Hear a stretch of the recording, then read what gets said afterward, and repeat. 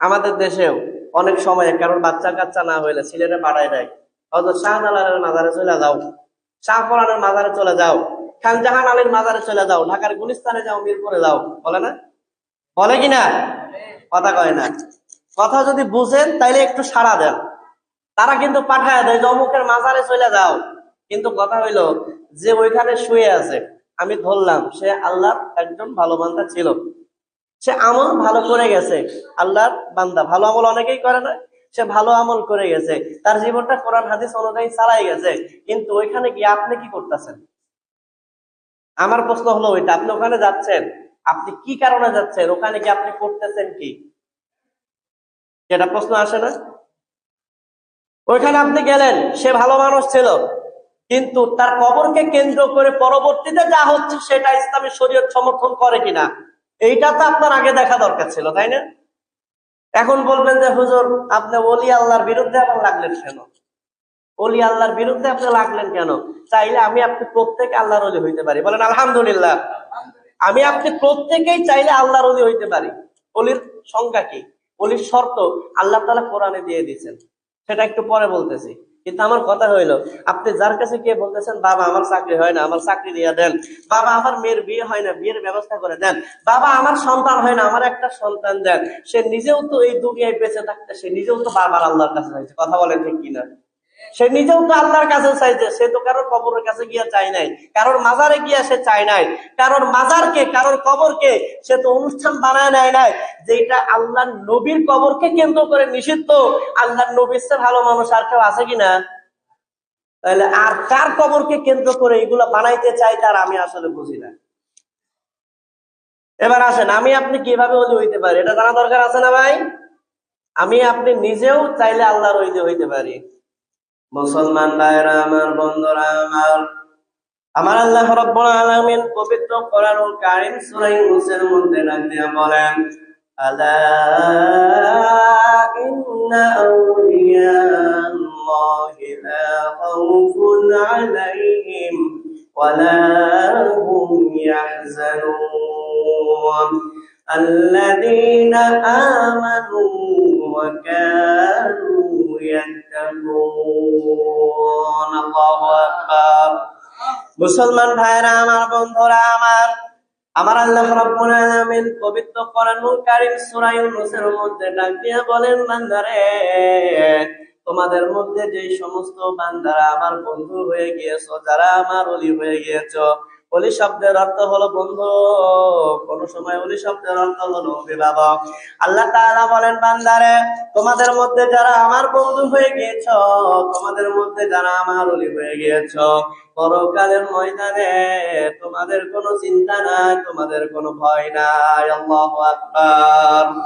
আরো জোরে বলেন আল্লাহু আকবার। আমার আল্লাহ রাব্বুল আলামিন পরবর্তী আয়াতে কারিমার মধ্যে ওলির পরিচয় দিয়ে বললেন, আল্লাযীনা আমানু ওয়া কানু ইয়াত্তাকুন। আল্লাহু আকবার। মুসলমান ভাইরা আমার, বন্ধুরা আমার, প্রথম আয়াতের মধ্যে আল্লাহ রাব্বুল আলামিন বললেন, যারা আল্লাহর ওলি হয়ে গিয়েছো, যারা আল্লাহর বন্ধু হয়ে গিয়েছো, তোমাদের কারোর কোনো ভয় নাই, পরকালের জীবনে তোমাদের কোনো চিন্তা থাকবে না, পেরেশানি থাকবে না।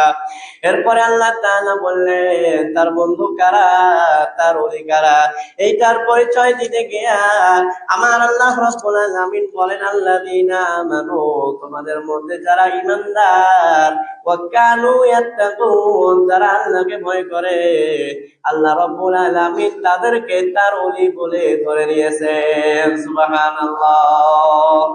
তাহলে দেখেন শর্ত কয়টা পাইলেন? দুইটা। এক হচ্ছে ইমানদার, তোমার ইমান যাতে ঠিক থাকে, তুমি মুমিন এবং তুমি আল্লাহকে ভয় করো, আমি আপনি আল্লাহকে ভয় করি, আমার আপনার ইমানটা ঠিক আছে, আমি আপনি আল্লাহকে ভয় করি, এই দুইটা শর্ত যার মধ্যে থাকবে, আল্লাহ বলেন বান্দা তুমি নিজেও তো আমার ওলি। আল্লাহু আকবার। তার মানে যার ইমান যত মজবুত, যার তাকওয়া যত বেশি, যার ইমান যত ঠিক, যে আল্লাহকে যত বেশি ভয় করে, এই আয়াত থেকে বোঝা যায় সে আল্লাহর তত বড় ওলি। কথা বলেন ঠিক কিনা? তাহলে শর্ত আল্লাহ দিলেন দুইটা, এক নাম্বার ইমান থাকা, আর দুই নাম্বার আল্লাহকে ভয় করা। এই দুইটা থাকতে আমরা প্রত্যেকে আল্লাহর ওলি হয়ে যেতে পারি। আল্লাহর ওলি হওয়ার জন্য মানুষ একত্রিত হইয়া আপনাকে নিয়ে আনন্দ করবে, আপনার ওইখানে গান বাজনা বা করবে, এইটা আল্লাহর ওলি হওয়ার জন্য কি না? শর্ত না। শর্ত কয়টা? দুইটা, একটা ঈমান আর হচ্ছে তাকওয়া।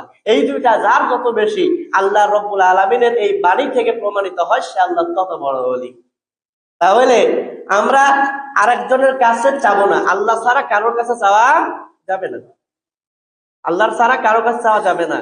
কারণ আপনি যখন মনে করলেন যে সে সন্তান দেওয়ার ক্ষমতা রাখে, তখন তাকে আপনি আল্লাহর সমান বানাইলেন। আউযুবিল্লাহ। এটা করছেন কেন? করা যাবে না। এটা যখন করবেন, যখন চাবেন, সাথে সাথে আপনার ইমান নাই। ওইখানে যে দুই আজহারি আর এক আজহারির সাথে কোলাকুলি করে অটো ইমান চলে গেছে, যদিও যায় নাই, ওরা মনে করছে গেছে, কিন্তু এটা যখন করবেন সাথে সাথে আর ইমান নাই।